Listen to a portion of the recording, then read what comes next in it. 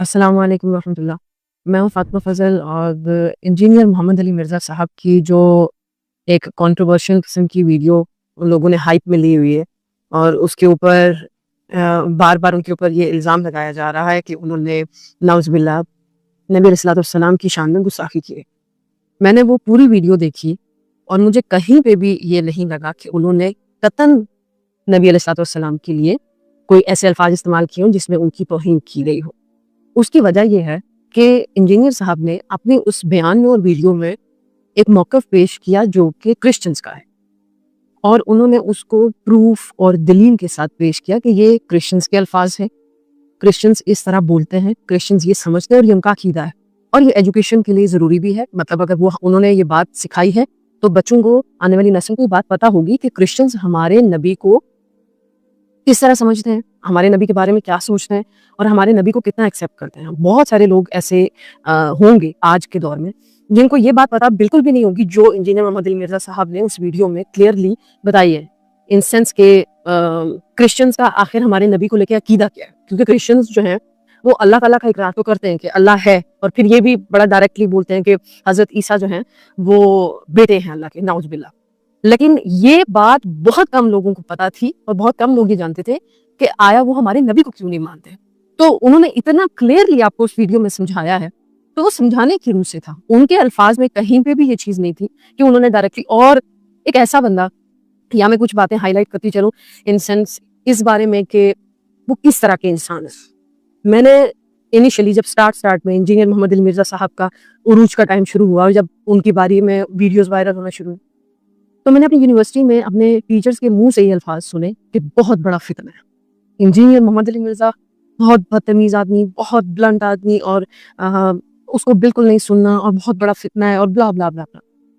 تو وہ کہتے ہوتے ہیں نا کہ ایک نیچرل سا ایک لا ہے کہ جس چیز سے جتنا روکا جائے اس کی کریوسٹی اتنی بڑھتی ہے.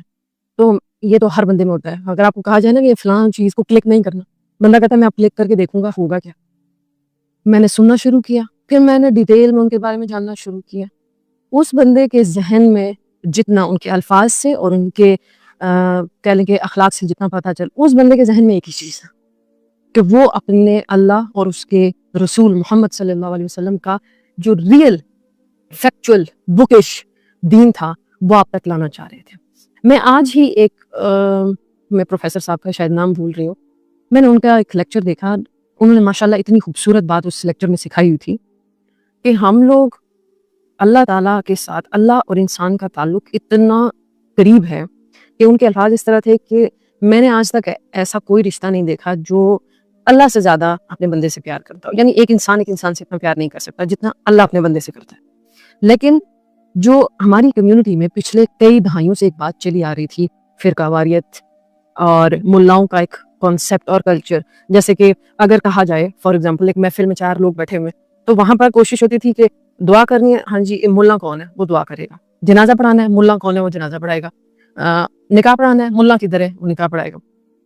اتنا ایک کلچر خراب ہے کہ ریسنٹلی میں نے ایک نکاح میں یہ چیز آبزرو کی اور میں اتنی حیران ہوئی اس ساری سینیریو کو سن کے کہ جس طرح میں بیٹھی ہوں اس طرح لڑکی بیٹھی ہے, اینڈ اس کے رائٹ سائڈ پہ یا لیفٹ سائڈ پہ ایسے 7 آ کے مولوی صاحب بیٹھے ہیں اور وہ بیٹھ کے اس کو کلمے پڑھا رہے ہیں, پوچھ رہے ہیں.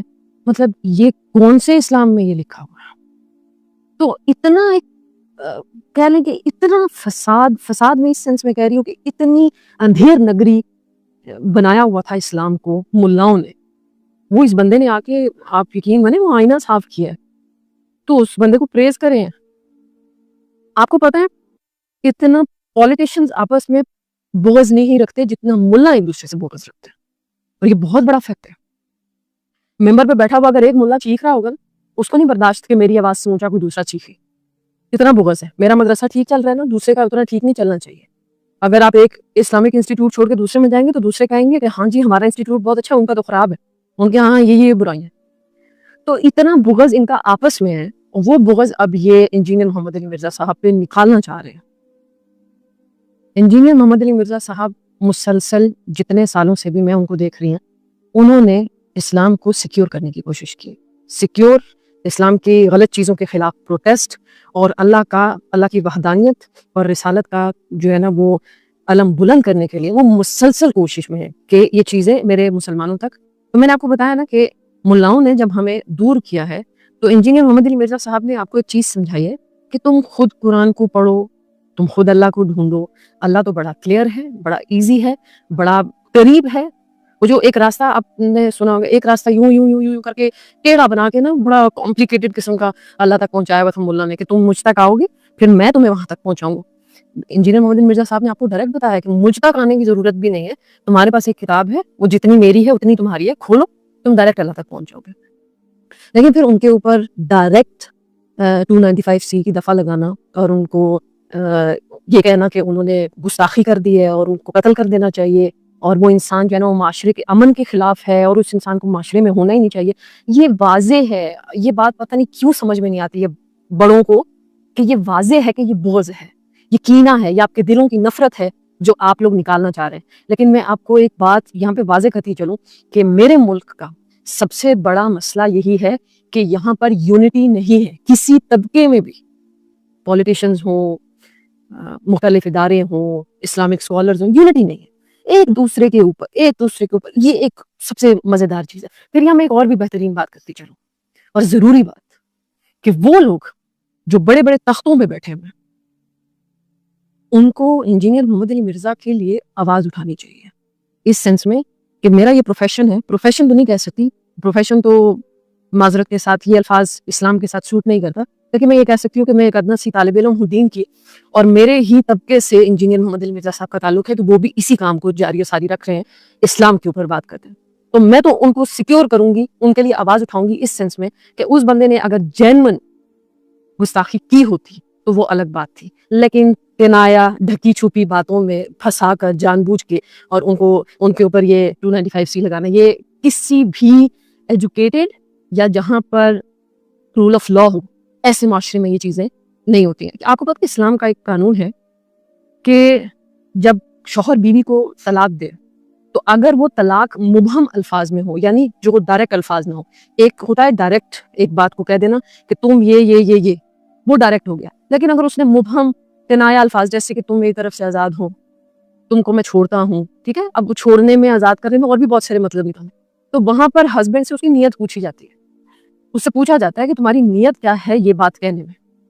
تو انجینئر محمد علی مرزا صاحب کا تو وہ بیان آپ لوگ آن ایئر نیشنل ٹی وی پہ لگائے, اس میں کہاں انہوں نے یہ کہا ہے کہ میں یہ کہتا ہوں کہ نبی علیہ السلام کے بارے میں اس طرح کے الفاظ, نعوذ باللہ, میں تو ایسے الفاظ کو اپنی زبان سے کوٹ بھی نہیں کرنا چاہتی. کہاں ہے انہوں نے؟ آپ لوگ ٹیکنیکل لاجیکل فیکٹ پر بات کم کرتے ہیں, دماغ سے کم آپ فیصلہ لیتے ہیں اور ایموشنز کے ساتھ زیادہ لیتے ہیں. تو یہی سب سے بڑا مسئلہ ہے. دماغ کو استعمال کریں, جذبات کو کنٹرول میں رکھیں, کیونکہ جذبات کو کنٹرول میں رکھنے کے لیے ہی آپ کے پاس اسلام آیا ہے. اپنے ایموشنز کو ضبط میں کر کے ڈیسیژنز کرو. جزاک اللہ.